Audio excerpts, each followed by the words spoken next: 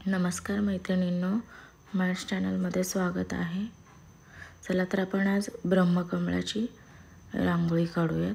त्यासाठी आपण आधी अष्टभुजा काढून घेऊयात या अशा पद्धतीने. त्याच्यानंतर आपण वरती 5-5 टिपके सरळ सरळ रेषांमध्ये समान अंतरावर असे देऊन घेऊयात.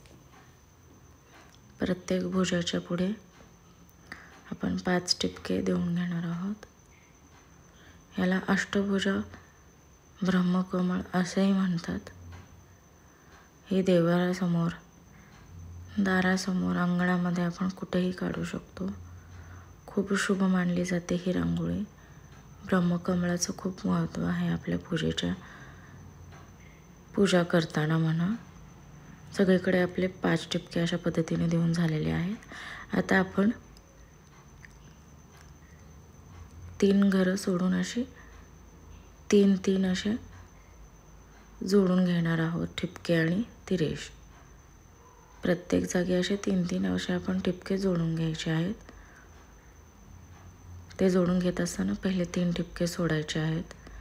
3 अशा पद्धतीने. चौथ्याला अशा रेषा चालू करायच्या देण्यासाठी 1 2 3 असं सोडून पुढे अशा 3-3 रेषा पाकळ्याच्या आकारामध्ये देऊन घ्यायच्या आहेत. 1 2 3 हे पहिली आणि चौथी, पहिली आणि पाचवी, पहिली आणि 6वी अशा पद्धतीने प्रत्येक याला आपण असं देऊन घेणार आहोत पाकळ्याचा आकार.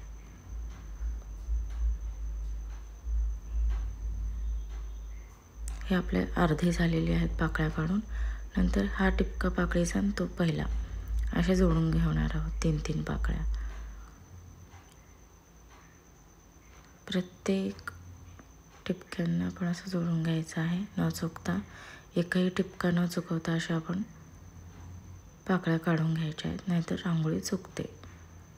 खूप सोप्या आणि सिंपल अशा पद्धतीने सांगितलेलं आहे कसं काढायचं ते. प्रत्येक पाकळ्या आपण अशाच जोडणार आहोत.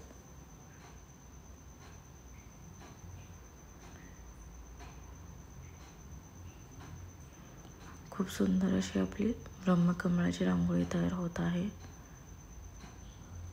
कोणत्याही शुभ कार्यात आपण ही रांगोळी काढू शकतो. मध्ये कलर देऊन घेऊया. जांभळा कलर दिला आहे मी इथे. तुम्ही इथे लाल, गुलाबी कोणताही रंग देऊ शकता. नेहमी आपल्याला ब्रह्मकमळसुद्धा जांभळ्या कलरच्या मध्ये असे 5 पाकळ्या असतात मोठ्यानं, त्याप्रमाणे आपण जांभळा कलर देऊयात. पण आपल्या इथं अष्टभुजा आहे म्हणजे 8 पाकळ्या इथं मोठ्या येत आहेत.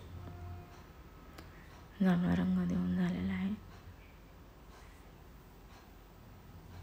त्याच्यानंतर ते डार्क करून घेऊयात म्हणजे उठून दिसेल ती पाकळ्यामधल्या.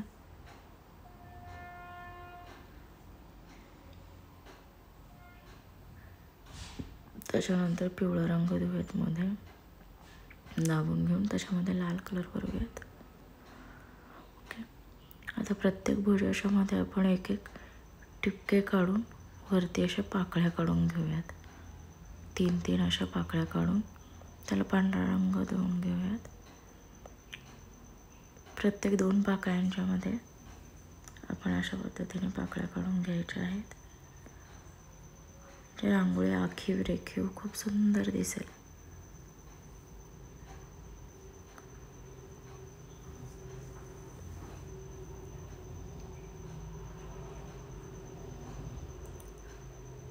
तुम्हाला रांगोळी कशी वाटली कमेंटमध्ये जरूर सांगा. आवडल्यास लाईक, शेअर आणि सबस्क्राईब जरूर करा. मध्ये पांढरा रंग देऊन घेऊयात आपण सगळीकडे.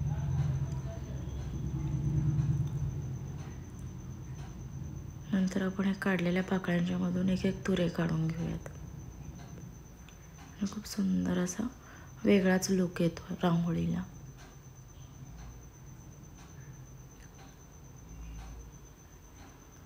अशा पद्धतीने तुरे काढून घेऊयात आपण प्रत्येक फुलांच्या मधून. त्याला पण आपण छोट्या छोट्या पाकळ्या काढून घेऊयात 3-3 अशा.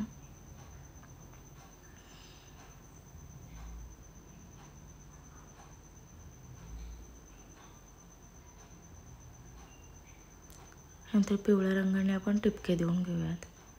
मोठे टिपके देऊयात थोडेसे, कारण की त्याला आपण दाबूयात थोडं आणि त्याच्यामध्ये परत लाल रंग भरूयात, म्हणजे खूप आखीव रेखीव अशी आपली रांगोळी दिसेल. अशा पद्धतीने दाबून घ्यायचे आहेत टिपके सगळे गोलाकारमध्ये.